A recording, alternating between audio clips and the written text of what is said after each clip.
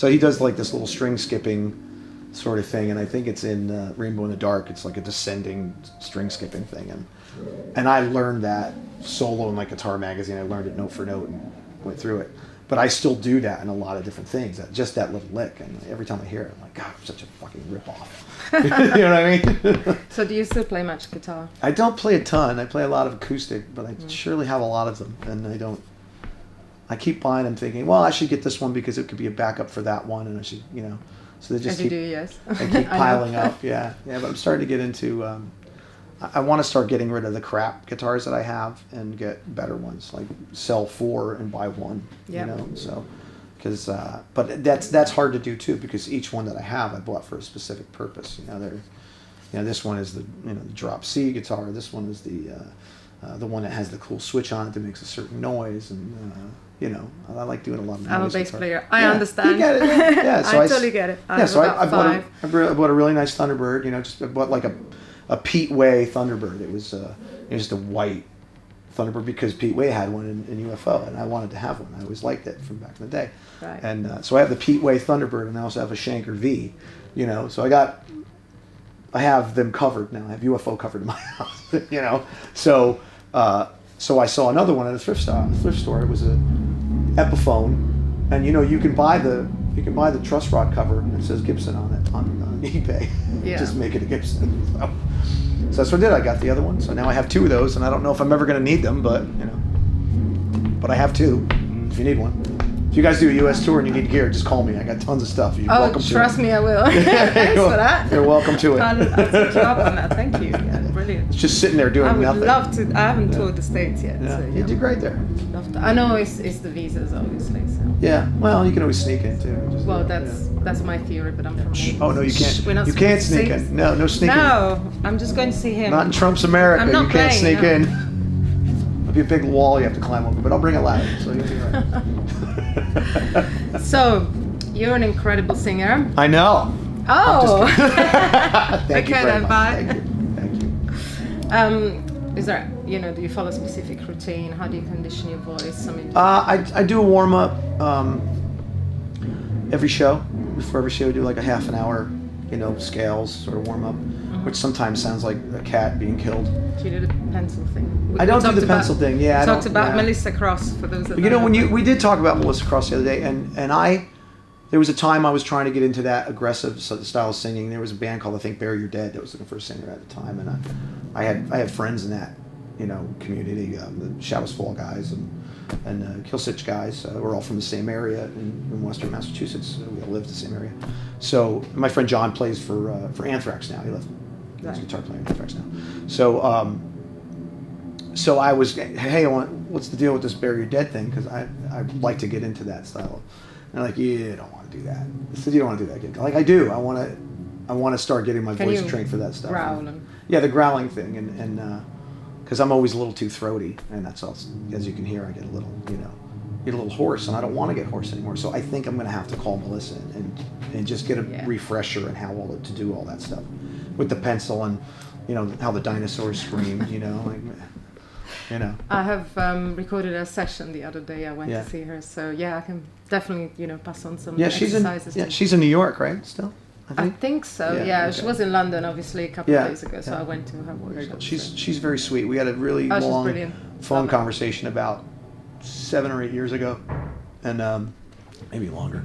But she was so sweet. I bought her DVD, and I was like, I'm just gonna call, thinking I was gonna get a secretary or something. She picks up the phone, and we just had a great conversation about vocals and maintenance and how to do certain things. Yeah, she's super passionate. But I'm very, very approachable as well. Yeah, very approachable. And she answers her phone if you call her, so that's great.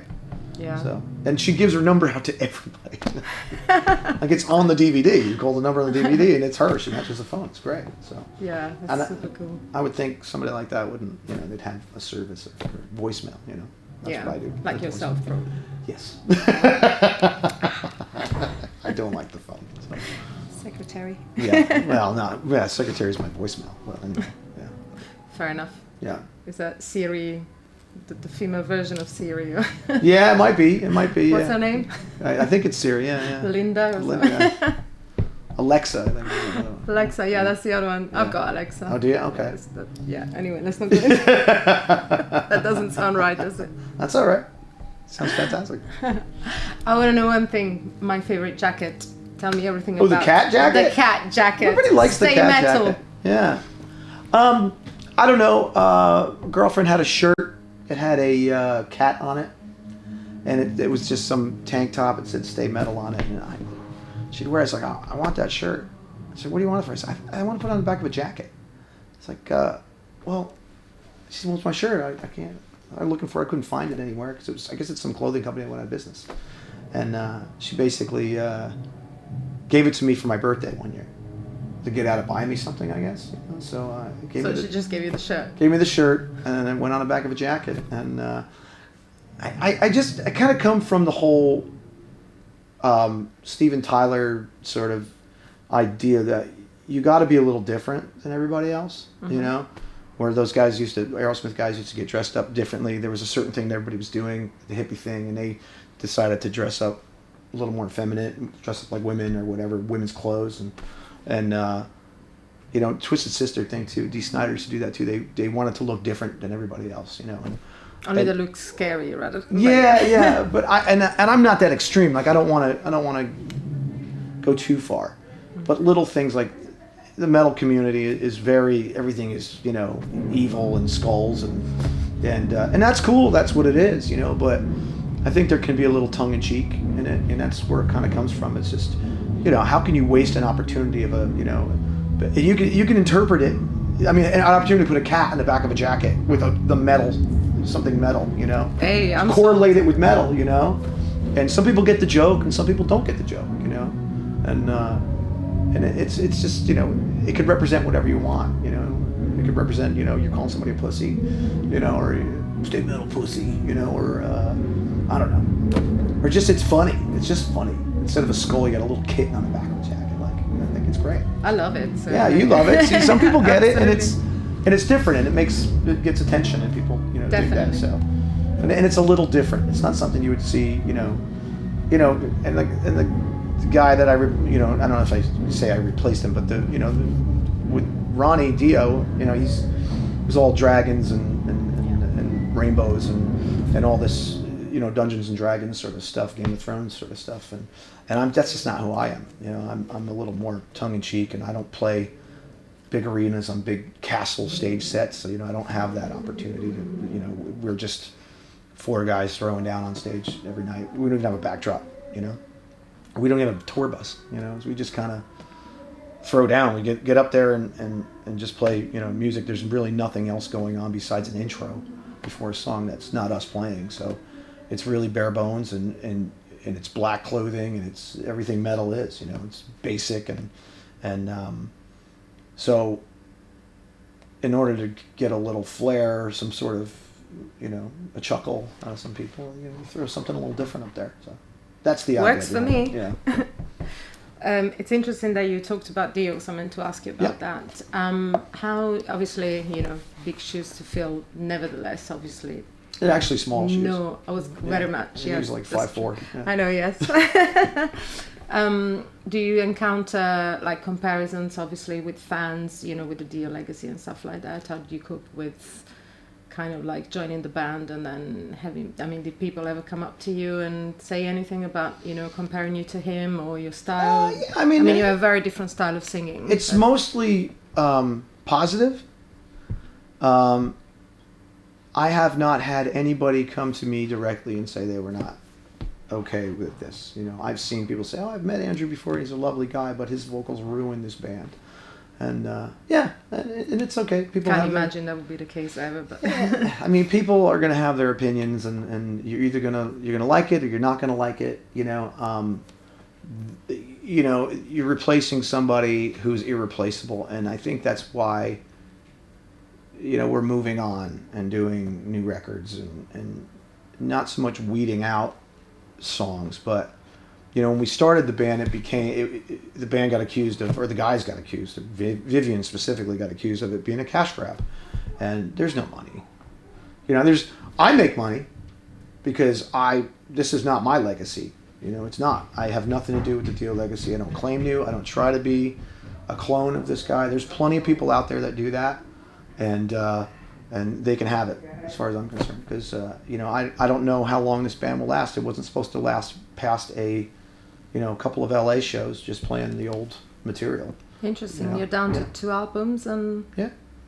It's just a matter of, and then when Jimmy passed, I don't think we were going to continue, but we decided to fill a couple of commitments, after he passed and the record came out, and we just kept going, So it's just a matter, not so much if I want to do it, it's a matter if these guys want to do it. It's a matter if Vivian and Vinny want to do it, because it's their band. I mean, I'm a partner in the band, but I'm a partner in Last in Line. I'm not a partner in the Dio legacy. The Dio legacy is just, you wouldn't have, Axl Rose wouldn't go out solo and not do Welcome to the Jungle, or, Slash goes out and does it all the time. It's, 3/4 of his set is, I think it is, well, you know better than I would, is, Miles Kennedy's, sings a lot of yes, it. But not just Guns N' Roses songs, but yes. But it's about half and half, I imagine. Yeah, right?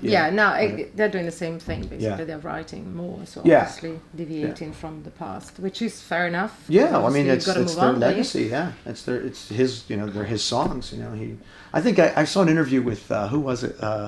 Noel Gallagher. I'm a big Oasis fan. I love Are Oasis. you? Yeah, huge. Not talking to you anymore? Yeah, I love Oasis. I love Noel. I love Liam. I love the battle. I love how goodbye. I love how. But you got to look at it from a marketing standpoint, right? These two guys are still important. They're still selling records because they just can't stand each other, and they just mess with each other in the press all the time. And people just eat it up. They eat it up. They don't even have to tour anymore. They're still doing well, So anyway, I'm a big fan of that. I'm a big fan of what those guys do. I don't like every song that they do, but there's a lot of stuff that I really dig and I really get into. And there was an interview that Noel did recently, and they said, so you're doing predominantly Oasis songs and some of your own songs. And he's like, no, I'm doing all my own songs. Because he wrote all the songs. He wrote all the songs, yeah. I was going to say. And Vinny and Vivian, they wrote all the songs we did, They did. They arranged, they arranged them, and they wrote those songs as a band, the 4 of those guys. What about the lyrics? Do you write them? I do. Yeah, I write most of the lyrics. There was one song that I on the last record that Phil and I wrote, and then Vivian wrote Orange Glow with me. He wrote part of the came with the chorus and a little bit of the verses. So so there's like 2 songs that I didn't write everything on, but and then Jeff Pilson would help on a couple little things here and there. We'd work on finishing stuff up if we needed to finish a couple things. So, but predominantly, I do most of it. So. Blame It On Me. What is that about? Judgmental people. Trying to remember the words. I just remember the chorus. It's been a while since I heard that one. It's just about judgment. People judging others. I don't really remember. I have to have it in front of me to look at it. So I've written a lot of songs in the past 4 years. So. What about Are You Already Dead? Are you? Oh, Already Dead. That's an interesting one, because that was pretty an idea that kind of came from something I saw in a television series. There was a television series on HBO called Band of Brothers. Not sure that we have it in UK. I have not seen it. No. It was about not familiar. a bunch of U.S. paratroopers during World War II who trained in the UK, and then they jumped on D-Day and all that stuff. So basically, there was a line in it where this one soldier was getting, he was kind of shaky and, nervous, and his commanding officer told him, it's easy. It's not hard to not be scared when you're out here. You can be, but everybody is. But you can't let it rule you or control you. You just got to come up with the idea that you're already dead. You're out here. You're not going home. You're not going to survive this. You're already dead, and then you'll do just fine. So it's like, wow, what a novel concept. Like, you give up all hope and do your job. So that's where that comes from. Yeah, I just thought it was a great title, and I just kind of went with it. So. It is. No big great story with that. It was just being lazy, watching TV. I was just curious. Yeah.